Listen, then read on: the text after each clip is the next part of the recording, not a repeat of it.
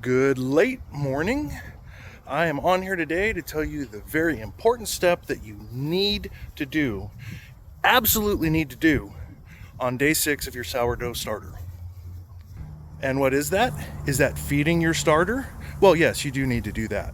But more importantly, you need to make some French bread. And here's how. You are going to start out with 6 to 7 cups of all-purpose flour. You are going to move to 4 teaspoons of salt, 3 teaspoons of active dry yeast, and 4 teaspoons of honey, and 2.5 cups of water between 100 and 109 degrees. Then you are going to put your 2.5 cups of water in a bowl along with your yeast and the 4 teaspoons of honey. And mix it up and let it sit for a minute or so the yeast can become active and start feeding on the sugars and the honey.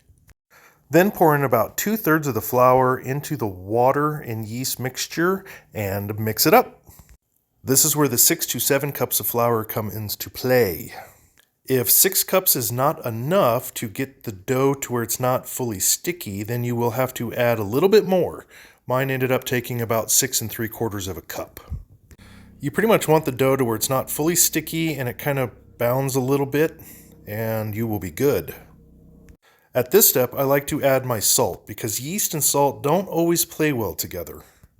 Now don't worry about mixing the salt in all the way right that second because you're going to be putting the dough out on the board and kneading it. So to knead dough, you just fold it and push it, fold it and push it, just like this. That's all you got to do to knead dough. So to know that you're done, you just want this spring back. Once you get it, you are good to go. Now you're just going to let it sit and rest. Just plop that bad boy back into the bowl and cover it up. And this is a great time to going out tonight. I'm feeling all right. Yeah, this is a great time to work on those dishes that you have made.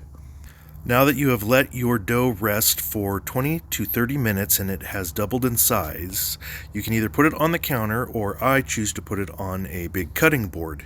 And here it is on the cutting board, and then you will just roll it out. You will split it in half and you will roll it into your loaves. As you can see in the picture, I actually seasoned mine. I used some garlic herb seasoning.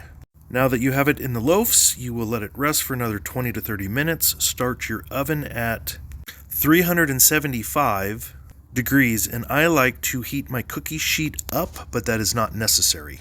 While you are waiting for the oven to warm up, I put an egg wash on top and then hit it again with that garlic herb seasoning. Then you will plop it in your oven for 20 to 30 minutes or until golden brown. I ended up putting the bigger loaf back in for a couple more minutes because it wasn't quite as golden browned.